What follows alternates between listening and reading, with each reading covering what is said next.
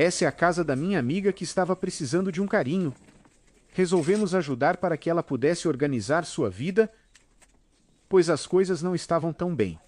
Resolvemos começar a dar um talento nessa cozinha que parecia estar abandonada. Enquanto minha amiga estava trabalhando, resolvemos fazer uma surpresa.